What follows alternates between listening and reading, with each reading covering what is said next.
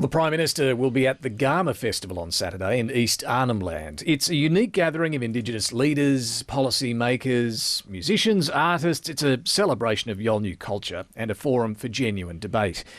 Opposition leader Susan Lee won't be there, but she will be making her own visit next week to remote Indigenous communities in the Kimberley in WA. Both leaders are clearly trying to show they're focused on Indigenous advancement. But nearly 2 years on from the Voice referendum, the latest Closing the Gap update this week has again revealed, disappointing results.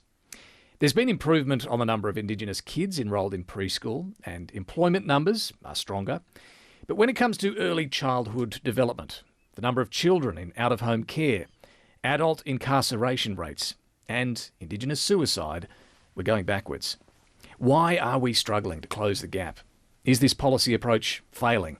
And is it time for a more radical change? That's what I'm keen to explore. I'm David Spears on Ngunnawal Country at Parliament House in Canberra. Welcome to Insiders on Background. Well, Thomas Mayo is the Assistant National Secretary of the Maritime Union of Australia and was one of the prominent campaigners for an Indigenous voice to Parliament. Thomas Mayo, welcome. Thanks. Good to talk to you. Look, I want to start on the Closing the Gap and I guess get a bit of a big picture thought from you, because there are mixed views on this whole approach. There's, of course, the argument that this regular update of how we're tracking on all these target areas gives us transparency, allows us to put some pressure on state, territory, federal governments and bureaucrats as to why they need to lift their game in certain areas and see where things are working, where they're not. But there's also on the other side a narrative that, or an argument that this narrative of disadvantage and despair is only reinforced by the way we do this, close the gap and the way it's covered. What do you think? Well, I think there's fair arguments on both sides, but I think the most important thing for the average Australian and for decision makers is that they take notice of how we are failing. It's a sad set of results that we're seeing again, and especially when we consider that these aren't just reports. We're not just talking about statistics.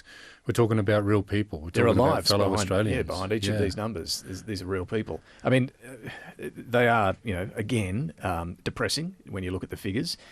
We're on track to meet 4 of the targets. Last year we were on track to meet 5. So, it's a little worse than that. We're going backwards in a whole bunch of areas I mentioned. Why do you think we're still failing? Well, I think we're failing because there's so many layers of decision making. But the least listened to and the least influence is the decisions of the communities themselves and what Aboriginal and Torres Strait Islander people have to say. It's massively frustrating that the solutions are known, but they're rarely acted on. It's hugely frustrating that when experts speak about these things, through Royal Commission reports, for example, such as the Royal Commission into deaths in custody over 30 years ago, that recommendations aren't fully implemented. It's a huge frustration as well that when good programs are set up or good policies, that it could be only 3 years later that you have a complete change in direction, that it's a wasteful cycle and it wastes lives as What's well. an example of that where you've seen a good policy approach reversed because someone new comes in and says, we're going to change things? Well, an excellent example is one that I heard often as I travelled the country, with the Voice, with the Uluru Statement from the Heart, was on employment. The community, the CDEP program was a program that communities had a lot of say on what sort of meaningful work there was in communities. That was taken away. It was destroyed by Tony Abbott that introduced a different program, CDP, that made it much more punitive, that was much more like work for the dole. It was disconnected from the communities, and all of that infrastructure that was set up in communities, the sort of positivity or the enjoyment of that work, doing work that built things in communities, was just taken away. I guess it's a good example of going backwards. I mean, Tony Abbott, that was more than 10 years ago now. Is this still happening? You mentioned community voices not being listened to. I guess, and we'll come to where we're at in terms of the argument around the Voice and the referendum that failed. But Are communities still being ignored? Is that still happening today? Look, I think there's been improvement compared to the last government. But, you have that's why I mentioned the layers of decision making. You've got the departments to deal with. You've got all of that bureaucracy. You've got, this great difficulty to see things implemented effectively and on a consistent basis.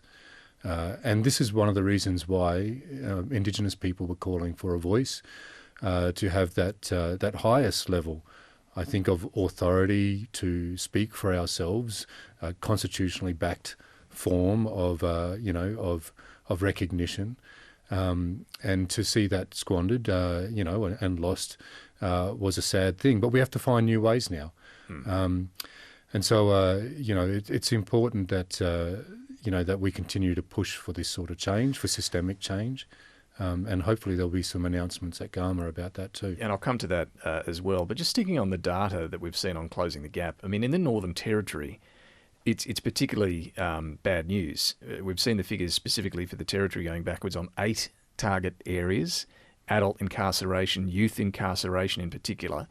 Is this as a result of the tough-on-crime approach that the CLP government that came in last year in the Territory has adopted? I mean, they were very upfront about they wanted to lower the age of criminal responsibility from 12 to 10. They've done that. Are we now seeing the result of that in these figures? Yeah, we are. It's another example of how things can start to improve, but then the easy path for politicians, especially ones with very little shame about these things, like the Country Liberal Party in the Northern Territory, they can use us as a political football, a scapegoat for crime. No one's denying that there are issues with crime in the Northern Territory and in some communities, but to ignore the experts and also good examples of how you reduce crime is an absolute shame. The Territorians, the people there voted for this. They were very upfront, as I say. I mean, what do you say to that argument that, well, they have a mandate to do what they've done? Well, I want to say to Territorians and to other communities where they're concerned about crime that the commitment that is made to reduce crime is not being met. They are breaking those promises by going down this line of tough on crime. And when I talk about tough on crime, what I mean is an ignorance to the reasons why people are disaffected, why youth are disconnected to the rest of society.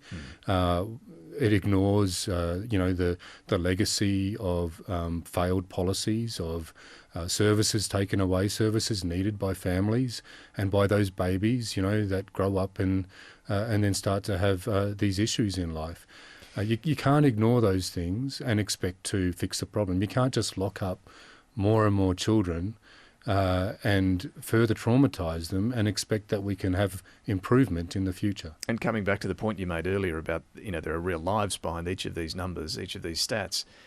What does it mean to an Indigenous kid who is locked up in the Territory? Are they more likely on average to turn their life around and get on track, or go the other way? Well, the science is in, and the statistics are there to see that these sorts of policies, locking up kids and being punitive about it, ignoring circumstances and not letting judges be able to, use their expertise and make decisions, just sets children down the path to be adults that are committing crime. It's an absolute failure. What the Northern Territory government is doing, and we're seeing it in these statistics now, this report. Is there more the Commonwealth can do here to pressure the Northern Territory government? If it's not meeting these close the gap targets, not doing well enough, should there be some sort of stronger consequence? Well, there's a rot setting in the Northern Territory, and the Northern Territory government is Trump-like. If you listen to any of their rhetoric about these things, just a complete ignorance, again, to experts. The Chief Minister, Leah Finocchiaro, has said of people that are complaining about excessive force from police, which we saw the coroner report that there is a problem with racism in the police force, to say that they're uneducated.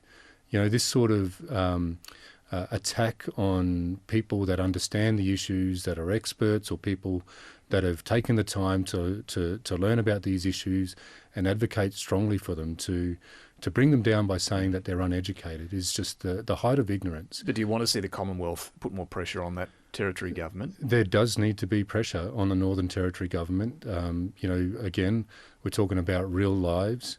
The Commonwealth has territory powers. They need to consider these things, or even in how a lot of the funding goes into the Northern Territory coffers from the Commonwealth. But the Country Liberal Party in the Northern Territory, the anti-government, are taking things backwards at a great rate of knots. They're not serving the community that are concerned about crime. They're breaking those promises and they're damaging lives and harming people. Let's look at what the Prime Minister's doing Saturday. He'll be at the Garma Festival, where, as I mentioned, nearly a couple of years on from the Voice referendum. What would you like to hear from Anthony Albanese in this speech? Well, I would like to hear a commitment to systemic change, to, even though we've lost the argument about constitutional recognition, it doesn't mean that the need to come up with ways to ensure that the people that are affected by the decisions are at the front of decision making. That's the sort of vision that we need. You're talking about the structure of, it may not be a constitutionally enshrined voice to Parliament, but some mechanism that's not there at the moment to listen to community? Yeah, absolutely. I mean, we're a democracy. We understand that representation is important. We understand that accountability of leaders is important. And I think we have a real gap in policy and Indigenous affairs. So, we also understand that we need experts working on these things and bringing all of that together to guide the government to make the best decisions. I mean, the government would say, well, there's the coalition of the peak organisations that it listens to, consults with. It sounds like you're suggesting there needs to be some representative form of body that can talk to government still.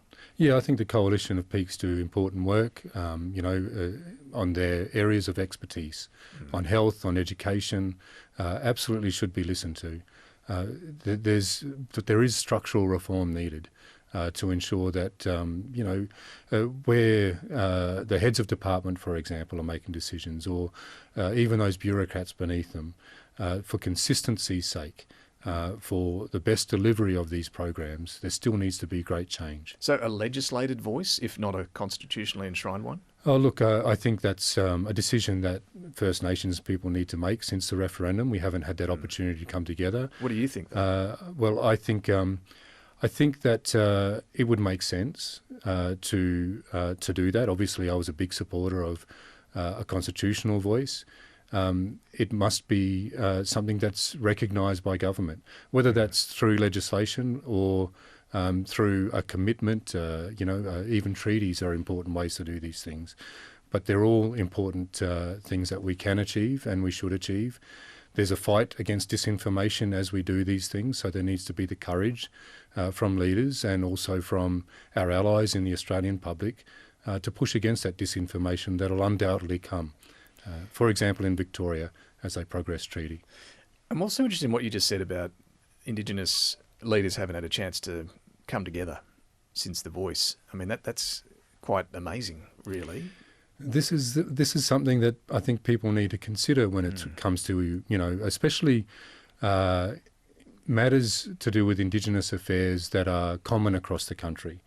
It's extremely difficult for a people that are only around 4% of the population, still coming out of, this lack of generational wealth from, all of the things that have been done to us and the racism, the exclusion, to be able to organise, to come together and have a debate and a discussion and put forward a collective position, the best possible position that works for our people across the nation. It's difficult, and that's one of the reasons why the Voice proposal was so important, but we're going to find ways without that, and I want our supporters to know that and to continue to support us. But when and how does that conversation finally happen about where to next? Just with pure hard work and initiative. There is a big meeting in Port Douglas in October of traditional owners, and I'm confident that some decisions will be made there. We're working in the background quietly, without beating our chests, to help the government to make these decisions and to sort of reinvigorate the Australian people's desire for change here. I think it was always there. They were confused during the referendum. There were some very powerful tactics used by the No campaign. I don't think that Australians are completely ignorant to our issues, though.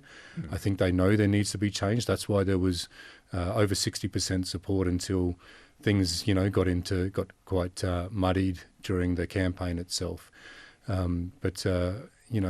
encourage people to continue to support our issues and to continue to teach their fellow Australians about these things. Right now, where to on any sort of constitutional recognition and whether that is still the preferred way forward does seem very unclear. Do you think we will see in the next 12 months, 24 months, some progress on this? I think people will see clarity on what Indigenous people are calling for. In the meantime, there's many things that needs to be addressed just so urgently because they're just harming people right now, like the policies that the Northern Territory government have that are locking more children up. I mean, 88%, I think it is, of the prison population in the Northern Territory are Indigenous. I encourage people to look at what the Productivity Commission has reported, these gaps, and to, I think, come to a realisation, how can these things be normal? How can they have always existed, basically, in Australia? There has been improvement, but how can we still be in a situation where, again, to the Northern Territory, but generally in this country, that we are some of the most incarcerated people in the entire world? It's not normal. It's not a matter of Indigenous people and the decisions we make. It's a matter of our voicelessness, our powerlessness, a lack of recognition and a lack of vision from leaders. And that's what we've got to see change. Thomas Mayo, difficult to talk about but important to talk about. Thanks for joining us. Thank you. And if you have any thoughts on this conversation, do drop us a line, insiders@abc.net.au. We'll have more on this and the Prime Minister's Garma visit on Sunday morning on Insiders on ABC TV. Hope you can join us, 9 a.m. for that. The Politics Now podcast back in your feed next week with Patricia on Monday, and we'll be back with another edition of Insiders on Background at the end of the week. Thanks for joining us. You're making us all feel very excited about being here.